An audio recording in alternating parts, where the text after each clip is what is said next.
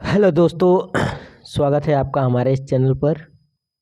आज हम बात करने वाले हैं संख्या पद्धति, जो हमारा पार्ट 1 रहेगा। इसके आगे हम बात करेंगे जितने भी आपके पार्ट्स में डिवाइड हो जाए, यानी आपका पूरा का पूरा संख्या पद्धति आप यहाँ पे क्लियर हो जाएगा। देखते हैं अंक के बारे में। तो अंक क्या होता है, तो आप कहते हैं कि 0 से लेकर, यानी 0 हो गया 1 2 3 4 5 6 7 8 और 9 को आप क्या कहते हैं, अंक कहते हैं। यानी मैं कहूँ अगर अंकों की कुल कितनी संख्या होती है तो 10। कितनी होती है? 10। यानी हमारी संख्या पद्धति में जितने भी अंक बनते हैं, जितने भी आपको नंबर्स दिखाई देते हैं, ये केवल 10 अंकों से मिलकर ही बने होते हैं। ठीक है, आगे देखते हैं प्राकृतिक संख्या। देखिए, प्राकृतिक संख्या उससे कहते हैं कि जब आप कहीं से गिनती शुरू करते हैं। जैसे गिनती कहाँ शुरू करेंगे? 1 से। जैसे 1 हो गया, 2 3 4 5 6, ऐसे करके कहाँ तक? इनफाइनाइट तक। तो आप कह रहे हैं कि 1 से शुरू करनी है, फिर 2, फिर 3 होना चाहिए, फिर 4, ऐसे करते करते कहाँ तक जाना है? तो इसका कोई सीमा नहीं है। ये क्या है? इनफाइनाइट है ना। अब मैं बात कर लूँ कि सबसे छोटी प्राकृतिक संख्या। तो सबसे छोटी आपकी प्राकृतिक संख्या होती है 1। क्या होती है? 1, है ना। तो सबसे छोटी प्राकृतिक संख्या, है ना, सबसे छोटी प्राकृतिक संख्या आपकी क्या होती है? 1 होती है। अगर कोई पूछे सबसे बड़ी प्राकृतिक संख्या, तो वो क्या आती है? अनंत होती है, यानी कि आप उसको बता नहीं सकते हैं, है ना। इसे डिनोट किससे करते हैं? तो कैपिटल एन से, है ना। चलिए पूर्ण संख्या। देखिए, पूर्ण संख्या आप किसे कहेंगे? तो जैसे अभी मैंने प्राकृतिक संख्या बताया, तो अगर आप प्राकृतिक संख्या यानी गिनती की संख्या में अगर आप 0 को शामिल कर लेते हैं तो हमारी कहलाती है पूर्ण संख्या। यानी कि मैं कहूँ कि सबसे छोटी पूर्ण संख्या 0 होती है। ना, यानी कि सबसे छोटी पूर्ण संख्या ना क्या होगी? तो 0 होती है। सबसे छोटी पूर्ण संख्या क्या होती है? तो 0। अगर कोई पूछे सबसे बड़ी पूर्ण संख्या क्या होगी, तो वो भी अनंत ही होती है ना, कि यानी आप उसे डिफाइन नहीं कर सकते हैं। ठीक है। आते हैं सम संख्या। देखिए, सम संख्या यानी इवन नंबर, उसे कहते हैं कि जो संख्या 2 से क्या हो जाए? कट जाए। यानी जो संख्या 2 से कट जाएगी तो वह संख्या क्या कहलाएगी? सम संख्या कहलाएगी। कोई भी नंबर लीजिए, जैसे 2 हो गया, 4 हो गया, 6 हो गया, 8 हो गया, ऐसे करके कहाँ तक? तो इनफाइनाइट तक, यानी कि इसकी भी कोई सीमा नहीं है। तो सबसे छोटी जो सम संख्या होती है क्या होती है? तो 2 होती है ना। विषम संख्या। तो विषम संख्या उसे कहते हैं कि वह संख्या जो 2 से क्या हो? विभाजित नहीं होनी चाहिए, यानी नहीं कटे, तो आपकी कहलाती है विषम संख्या। अगर कोई पूछे सबसे छोटी विषम संख्या क्या होती है, तो सबसे छोटी विषम संख्या आपकी होती है 1। क्या होती है? 1। सबसे छोटी विषम संख्या 1 होती है। क्या होती है? 1 होती है। और सबसे बड़ी विषम संख्या तो वो भी क्या होती है? इनफाइनाइट होती है, यानी कि उसे आप परिभाषित नहीं कर सकते हैं। चलिए, तो पूर्णांक पे देखिए, पूर्णांक क्या होता है? अब तक हमने बात किया था, केवल वो सब क्या थी? धनात्मक थी। लेकिन अब पूर्णांक में आपके धनात्मक और ऋणात्मक दोनों चीज़ें आती हैं, तो आप उसे कहते हैं पूर्णांक, है ना। यानी देखिए, यहाँ पे 0 है ना, आपको यहाँ 0 नज़र आ रहा है। यहाँ पे देखिए, यहाँ पे 0 है। 0 से अगर आप इधर जाते हैं लेफ्ट साइड में, तो आपको मिलेगा सब पॉजिटिव। लेकिन अगर आप 0 से आप इस साइड में आते हैं तो आपको सब मिलेगा माइनस। और 0 क्या है? तो एक ये मूल पॉइंट होता है। क्या होता है? मूल पॉइंट, है ना। 0 क्या है? एक मूल पॉइंट है ना, मूल बिंदु है। चलिए आगे बढ़ते हैं। अब देखते हैं आभास संख्या। देखिए, ये बहुत इंपॉर्टेंट है, आप इसे स्टार मान सकते हैं, क्योंकि इससे बहुत ज़्यादा सवाल आते हैं, है ना। तो इसको आप स्टार मान के चलिए कि देखिए कि वह संख्या जो केवल 1 से कटे और स्वयं से, तो वो संख्या आपकी कहलाती है ए। क्या कहलाती है? आभास संख्या, है ना। नहीं, वो कहलाएगी आभास संख्या, जिसे कहते हैं प्राइम नंबर। नहीं, मैं कहूँ सबसे छोटी प्राइम नंबर क्या होती है, तो आप कहेंगे 2, है ना। 2 ही एक ऐसी संख्या है जो सम के साथ साथ एक आभास संख्या भी है। तो ये आप बात याद रखेंगे। कोई पूछे कि सबसे छोटी आभास संख्या, तो 2 अंकों की सबसे छोटी संख्या मतलब अभाज्य संख्या तो होती 11। 2 अंकों की सबसे बड़ी अभाज्य संख्या तो 97, और 1 से लेकर 100 तक की अगर मैं बात करूं तो उसमें कुल अभाज्य संख्या होती है 25, लेकिन 1 से 50 तक में 15 और 51 से लेकर 100 तक में 10 होती हैं। तो यहाँ नीचे आपके 1 से लेकर 100 तक क्या लिखी गई हैं, यहाँ पे अभाज्य संख्या लिखी गई हैं, तो आप इसको नोट डाउन भी कर सकते हैं, है ना, ताकि आपको आसानी हो याद करने में। जैसे यहाँ पे जितने भी हैं अब देख लेंगे यहाँ पे, तो ये सब क्या है, ये आपकी अभाज्य संख्या है ना, यानी यह किसी भी दूसरी संख्या से विभाजित नहीं होने वाले हैं, एक और स्वयं के अलावा। चलिए, तो ये बहुत इंपॉर्टेंट भी है, इसे आप याद रखेंगे। चलिए, परिमेय संख्या की बात करते हैं। यानी परिमेय संख्या, देखिए मैं आपको बता देता हूँ कि परिमेय संख्या जिसे आप P अपान Q के रूप में क्या कर सकते हैं, लिख सकते हैं, जहाँ पर Q की जो वैल्यू होती है वो 0 नहीं होनी चाहिए। यानी Q की वैल्यू क्या हो, 0 नहीं हो तो वह कहलाती है एक परिमेय संख्या। जैसे कोई नंबर हो गए, जितने भी आप पढ़े थे, जैसे मैं प्राकृतिक संख्या पढ़ा था कि 1 होती है, 2 होती है, 3 होती है ना, यहाँ तक कि अगर मैं बात करूँ कोई भी अंक लीजिए तो वो आपकी कहलाती है परिमेय संख्या। ध्यान रहे कि वह अंडर रूट में अगर कोई आता है, जैसे अंडर रूट में 3, क्या एक परिमेय संख्या है, तो जी ये बिल्कुल परिमेय संख्या नहीं है ना, इसे आप P अपान Q के रूप में नहीं लिख सकते हैं। ठीक है, आगे बढ़ते हैं, तो इसे देख लेना।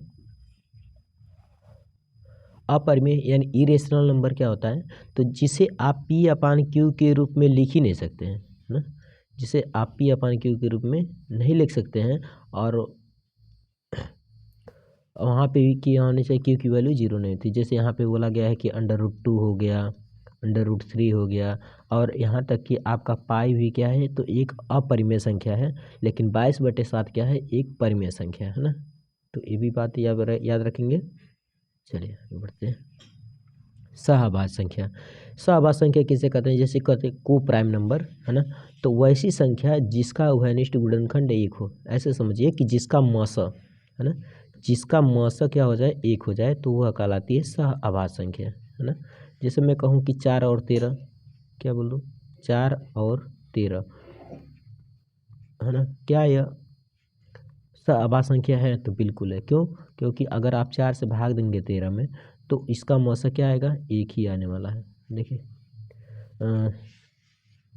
4 3 12 ना, काटेंगे तो 1 आएगा, फिर 1 से यहाँ से भाग देना है, तो 1 चौको 4 ना, तो यहाँ देख रहे हैं, तो इसका मौसा क्या आ गया, तो आप बोलेंगे इसका मौसा आया है 1, यानी इसका जो मौसा आया है 1, ये आपकी क्या है, एक सहअभाज्य संख्या है ना।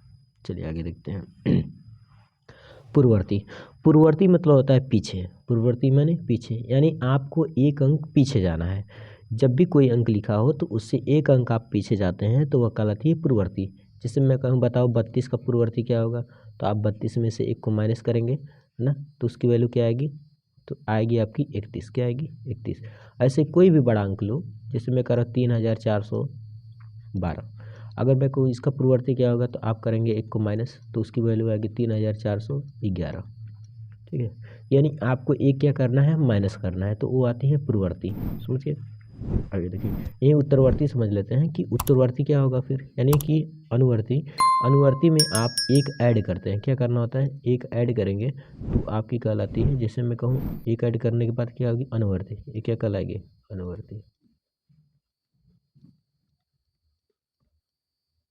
ये आपकी क्या है, अनुवर्ती है ना, आपकी अनुवर्ती है। चलिए आगे देखते हैं। चलिए, अभी मैंने बताया था कि अनुवर्ती क्या होता है, तो आप बोले थे कि एक को ऐड करना होता है ना। जैसे यहाँ भी, जैसे मैं कहूँ अनुवर्ती में एक, मैंने कहा एक आपको क्या करना है, एक इसमें ऐड कर देना है, यानी आप इसमें एक ऐड करते हैं तो होती है अनुवर्ती, यानी जिसे कहते हैं परवर्ती, है ना, उत्तरवर्ती, ये सब बातें हैं।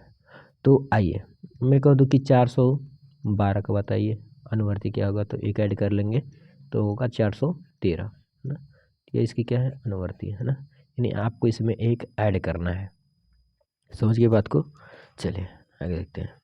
अब देखते हैं संख्याओं का सन्निकट, यानी कोई पूछ देता है बताओ 57 का सन्निकट क्या होगा, है ना, 100 का सन्निकट क्या होगा, 1012 का सन्निकट क्या होगा, तो इस सब को आप कैसे ज्ञात करेंगे। तो पहली पॉइंट है कि दहाई का सन्निकट बताइए, क्या बताना है, दहाई का सन्निकट। मेरे को बताओ 23 का सन्निकट मान क्या होगा। तो आपको देखना है कि यह संख्या, यह वाली संख्या जो है, क्या यह 5 के ऊपर गई है। अगर 5 के ऊपर जाएगी तो आपको इस वाली संख्या में एक को ऐड करना है। अगर वो 5 के नीचे है या फिर 5 है तो उसमें आप एक ऐड नहीं करेंगे, इसकी वैल्यू को 0 बना देंगे, है ना। इसके मान को क्या करना है, 0 कर देना। तो मैं कहूँ इसका सन्निकट मान क्या होगा, तो ये 3 के ऊपर नहीं गया, तो यानी इसका सन्निकट मान होगा 20। वैसे मैं बोल दूँ, बताओ 56 का सन्निकट क्या होगा। तो आप देखिए 6 क्या 5 के ऊपर गया है, तो इसका मतलब आप इसमें करेंगे एक ऐड, है ना। यानी कि इस वैल्यू को आपको करना है 0 और इस वैल्यू को 0 करके आप 5 में एक ऐड कर देंगे, यानी 5 में प्लस 1, यानी ये बन जाएगा 60। क्या बन जाएगा, 50 और प्लस 10, यानी ये क्या बन जाएगा, 60। समझिए बात को। चलिए आगे देखते हैं। अब देखते हैं सैकड़ा का सन्निकट, है ना। सैकड़ा का सन्निकट क्या होगा, जैसे मैं कह दूँ 123 है, 123 का सन्निकट बताइए, है ना। तो आपको अब यहाँ 3 नहीं देखना है, आपको यहाँ देखना है 2 को, है ना। यानी आपको 2 अंक लेना पड़ेगा। तो क्या यह अब देखना है, यहाँ पे मैंने बात किया था 5 की, अब यहाँ बात करेंगे अब 50 की। तो क्या यह संख्या 23 है जो ये 50 के ऊपर गई है, तो नहीं। इसका मतलब इसका सन्निकट जो होगा वो 100 होगा। क्या होगा, 100 होगा, है ना। समझिए बात को। चलिए अब आते हैं 1000 का सन्निकट क्या होना है, यानी 1000 का सन्निकट क्या होगा। तो आपको अब यहाँ मैं फिर एक एग्जांपल देता हूँ, जैसे मैं कह दिया 2413। तो अब आपको 2 अंक नहीं देखना, अब आपको देखना है तीसरा वाला अंक, यानी यह संख्या देखनी है ये 4। क्या ये 4 5 के ऊपर गया है, तो आप कहेंगे बिल्कुल नहीं। तो इसका मतलब है कि आप इसमें 2 में कुछ ऐड नहीं करने वाले हैं, 2 तो लिखेंगे ही, बाकी सबको 0 कर देना है। क्या कर देना है, 0। यानी इसका सन्निकट मान जो होगा वो होगा 2000। क्या होगा, 2000। समझ के बात को। चलिए आगे देखते हैं। पूर्ण संख्या जो भी मैंने पीछे बताया था कि क्या होती है, जब आप प्राकृतिक संख्या में 0 को शामिल कर लेते हैं तो वो कहलाती है पूर्ण संख्या। फिर मैंने बताया था सबसे छोटी पूर्ण संख्या क्या होती है, 0 होती है ना। तो ये तो बात की बात है ना। तो पूर्ण संख्या के गुणधर्म क्या होते हैं, जैसे पूर्ण संख्या केवल आपके प्लस यानी केवल जोड़ पे और गुणा पे ही लगता है, लेकिन यह माइनस और भाग करते समय यह काम नहीं आती। पहला गुणधर्म है जो संवृत्त का गुण है ना। तो यहाँ भी लिया गया एक एग्जाम्पल, जैसे लिखा गया कि 4 + 5, है ना, ये किसके बराबर है, तो 9 के। तो ये आपकी एक पूर्ण संख्या है ना। पूर्ण संख्या में देखिए ये ध्यान देना है कि उसमें माइनस नहीं आता है, प्लस में ही सभी वैल्यू आती हैं। ठीक है, माइनस नहीं आएगा या फिर अपान में वैल्यू नहीं आती है, ये सब बातें आपको याद रखनी है। जैसे यहाँ था कि 4 - 5 था, तो इसकी वैल्यू क्या आ गई थी, -1। यानी यह क्या है, एक पूर्ण संख्या नहीं है, यानी ये पूर्ण संख्या नहीं है ना। फिर मैं बात करूँ 5 4 डिवाइडेड बाई, यानी कि 4 में आप भाग दे रहे हैं, 5 से भाग दे रहे हैं आप 4 में, तो ये भी क्या है, एक पूर्ण संख्या नहीं है। तो ये 2 चीज़ें हैं, ये आपकी पूर्ण संख्या नहीं है ना। ये सब चीज़ें आपकी पूर्ण संख्या नहीं है। चलिए आगे देखते हैं नेक्स्ट। देखते क्रम विनिमय का गुण क्या होता है ना। ये भी क्या होता है, ये केवल जोड़ पे ही लगता है और गुणा पे ही लगता है, यानी इसमें विभाग और घटाना नहीं होता है ना। तो ये भी देख लेना आप लोग एग्जाम्पल, यानी कि इसमें क्रम विनिमय में भी केवल घटाना और भाग उपयोगी नहीं होते हैं, का मतलब इसमें घटाना और भाग नहीं होता है। चलिए नेक्स्ट। साचार्य का गुण क्या होता है, कि साचार्य का गुण एक आता है कि यदि आप कोई भी 3 संख्या लीजिए, अगर आप उन सबको जोड़ते हैं तो उसकी वैल्यू क्या होती है, आती है। जैसे कैसे भी जोड़ लीजिए, जोड़िए गुणा करिए ना, बात वही है। अभी देख लीजिएगा ना, तो ये भी इम्पोर्टेंट है, उतना नहीं लेकिन। तो अब जाते हैं वितरण क्या होता है, वितरण का नियम क्या होता है, बंटन का नियम जिसे कहते हैं ना। आप कैसे भी संख्या को लिखिए, जैसे यहाँ पे लिखा गया 4 × 5 + 8, या फिर मैं इसी का गुणा, है ना, कौन सा गुणा, यानी 4 का गुणा एक बार आप 5 में कराएंगे, फिर इसी प्रकार से इस 4 का गुणा आप 8 में कराएंगे। यहाँ किया गया है, तो आप देख रहे हैं 4 का गुणा 5 में हुआ है, तो 4 × 5 = 20 हो गया है, और यहाँ पे 8 × 4 = 32 हुआ है। तो ये दोनों आपस में क्या आएंगे, सेम आएंगे। यानी आप बीच वाले को जोड़ लेते हैं तो यानी कि 8 5 13, तो 13 आया है। फिर 13 गुणे 4 तो 13 को 52 हो गया है। फिर उसी प्रकार से 4 का गुणा किए हैं 5 में तो 20, फिर 4 बटे क्या हो गया 32, है ना। यानी आपकी जो ये दोनों वैल्यू है, ये दोनों वैल्यू आपकी क्या आएंगी, सेम आएंगी। चलिए देखते हैं तत्समक क्या होता है, अवयव होता है ना। कि तत्समक क्या होता है, तत्समक मतलब होता है कि ज्यों का त्यों, है ना, उस वैल्यू में आपकी कोई चेंजिंग नहीं आनी चाहिए। जैसे मैं कहूँ बताओ 2 का तत्समक क्या होगा, तो आप कहेंगे 0 जोड़ लीजिए ना, उसकी वैल्यू में कोई चेंजिंग नहीं आएगा, है ना। योग जो मतलब होता है जोड़ना, क्या होता है, जोड़ना। फिर आते हैं गुणात्मक में क्या होगा, यानी आपको फिर से उस वैल्यू में चेंजिंग नहीं लानी है। तो कोई भी संख्या है अगर आप उसको 1 से गुणा करते हैं तो उसकी वैल्यू में कोई चेंजिंग नहीं आएगी, यानी उसमें कोई बदलाव नहीं आएगा। समझ गए। चलिए आगे देखते हैं। अब देखते हैं पूर्णांक क्या होता है ना, यानी जिसे कहते हैं इंटीजर। तो पूर्णांक को आपको दिखाना होता है संख्या रेखा पे। बहुत बार शुरू में पढ़े ही होंगे आप लोग ना, क्या होता है पूर्णांक, यानी बीच में जो होता है 0 होता है ना। 0 ना तो नेगेटिव होता है ना तो पॉजिटिव होता है। 0 क्या होता है, एक पूर्ण संख्या होती है। यानी 0 ना तो धनात्मक होता है ना ही क्या होता है, ऋणात्मक होता है। तो 0 से ही शुरू करते हैं। 0 से अगर आप इस साइड बढ़ेंगे तो उसकी वैल्यू किस में आती है, पॉजिटिव में आती है। और 0 से जब आप इस साइड में बढ़ेंगे तो उसकी वैल्यू किस में आएगी, तो नेगेटिव में आती है ना। 0 आपका धनात्मक भी नहीं होगा ना ही ऋणात्मक होगा, ये बात आप याद रखेंगे, है ना। चलिए आगे देखते हैं। अब देखते हैं पूर्णांक के गुणधर्म क्या हैं। वही सब बातें हैं कि संवृत्त का गुण होता है। जैसे पूर्णांक में भी आपके याद रखना है कि जोड़ होता है, घटाना होता है, गुणा होता है, इसके लिए होता है संवृत्त का गुणधर्म। और क्रम विनिमय के लिए योग और गुणा होता है। तो ये सब चलिए अब हर एक चीज़ पे बात कर लेते हैं कि संवृत्त का गुणधर्म क्या होता है ना। तो आप बात करते हैं संवृत्त के गुणधर्म पर।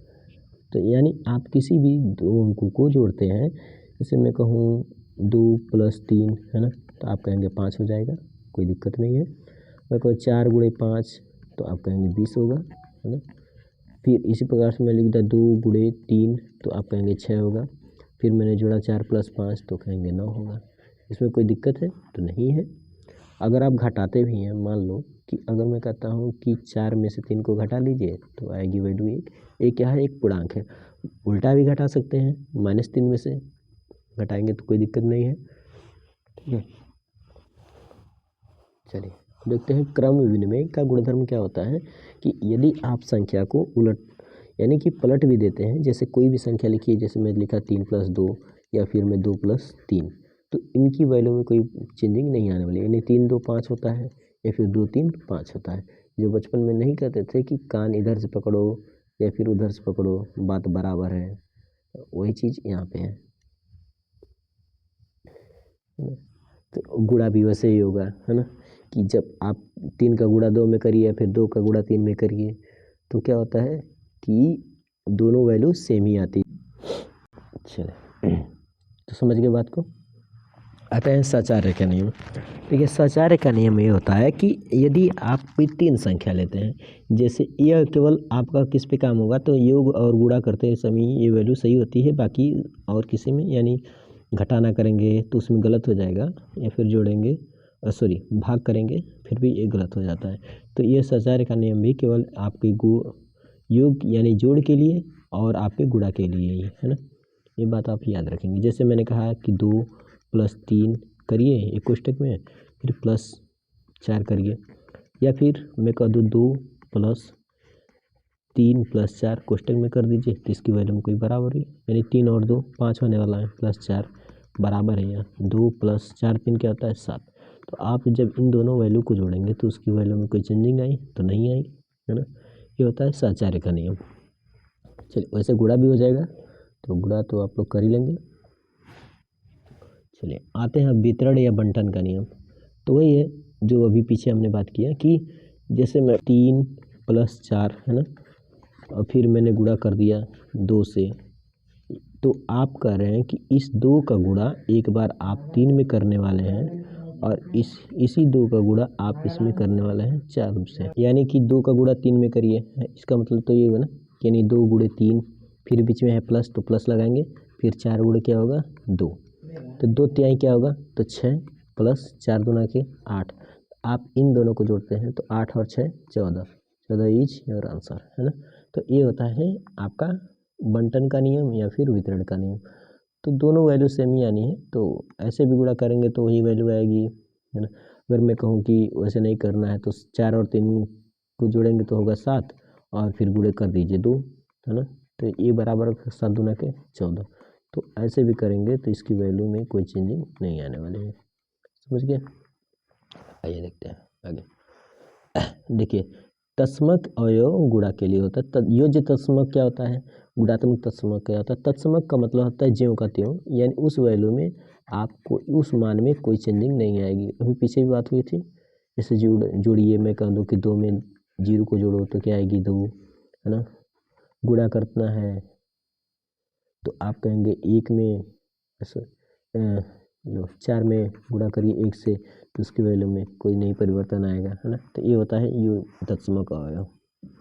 चलिए जैसे यहाँ भी बात है, यही है कि उदाहरण लिखा गया है यहाँ पे, तो देख सकते हैं ये तत्समक क्या होता है कि पूर्णांकों के लिए शून्य को योज्य तत्समक कहा जाता है। यानी शून्य क्या होता है आपका योज्य तत्समक होता है। ये बातें आपको याद रखनी है। शून्य क्या है आपका योज्य तत्समक है ना। यानी इस तत्समक मतलब समझिए जैसे कि वैल्यू कोई चेंजिंग नहीं आनी चाहिए, उस मान में कोई चेंजिंग नहीं आती, यानी उस मान में कोई परिवर्तन नहीं आएगा। अब देखते हैं गुणात्मक तत्समक क्या होता है। तो आपका गुणात्मक तत्समक क्या होगा 1 होगा। तो 1 को गुणात्मक तत्समक कहा जाता है कि 1 से आप किसी में भी गुणा करिए तो उसका मान वही मिल जाएगा, तो होता है गुणात्मक तत्समक। नेक्स्ट अब देखिए यहाँ पे पूर्णांकों का गुणन, है ना, धनात्मक व ऋणात्मक पूर्णांकों का गुणन। यानी कि अगर कोई संख्या मान लो धनात्मक में 3 है, अगर आप उसका गुणा -2 से करा दिए, है ना, तो प्लस का गुणा जब माइनस में होता है तो क्या मिलेगी वैल्यू माइनस में, है ना। यानी उसका मान किस में आएगा माइनस में आएगा। लेकिन वहीं अगर मैं बात करूँ कि अगर दोनों में माइनस हो, है ना, यानी कि आप कह रहे हैं माइनस में 2 है, उसका गुणा आपने करा दिया -3 में, तो माइनस माइनस क्या हो जाता है प्लस, तो 3 गुना के क्या हो जाएगा 6। यानी इसमें क्या होता है डिफरेंस आ जाता है ना, यानी परिवर्तन अंतर आएगा। चलिए अब देखते हैं, यही है एग्जाम्पल। 3 गुणे 4 बराबर 4 प्लस 4 प्लस 4 बराबर 12। यानी ना कि 3 गुणे -4 बराबर है -4 प्लस -4 प्लस -4, तो इसकी वैल्यू किस में आएगी -12 आएगी ना। यानी इस विधि से आप पूर्णांक का गुणा यानी ऋणात्मक पूर्णांक में करते हैं तो उसकी जो मान आते हैं वो आपके माइनस में आते हैं। देखते हैं दो ऋणात्मक पूर्णांकों का गुणन क्या होता है। तो जब दो ऋणात्मक यानी जब दो निगेटिव वैल्यू रहेगी कोई भी, जैसे मैंने -10 को लिया, फिर मैंने -10 को लिया, है ना, अगर आप माइनस माइनस का गुणा कराते हैं तो वैल्यू आएगी प्लस, यानी मान उसका आएगा, यहाँ में क्या होगा 100, है ना। तो यानी ये बन जाता है प्लस में 100, ठीक है।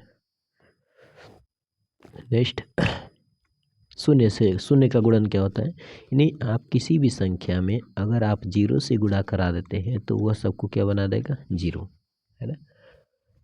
जैसे 123 को ले लो, है ना, उसमें भी 0 से गुणा कराएंगे तो उसकी वैल्यू भी क्या हो जाएगी 0 हो जाएगी। यानी 0 से गुणा करने पे सब मान आपके क्या हो जाते हैं 0 हो जाते हैं। तो आज के लिए बस इतना ही रखते हैं और आगे बात करेंगे नेक्स्ट वीडियो में। तब तक के लिए थैंक यू।